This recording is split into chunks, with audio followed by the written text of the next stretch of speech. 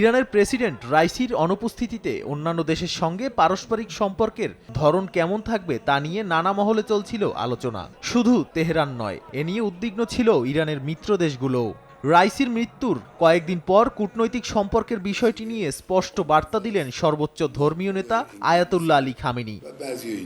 রাইসিকে শেষবারের মতো শ্রদ্ধা জানাতে আসা বিভিন্ন দেশের প্রতিনিধিদের সঙ্গে বুধবার পৃথক বৈঠক করেন খামেনি। ইরানের রাষ্ট্রীয় গণমাধ্যমের খবর, এসব বৈঠকে সম্পর্কের ধরন জোরদার করার উপর গুরুত্ব দেন সর্বোচ্চ নেতা।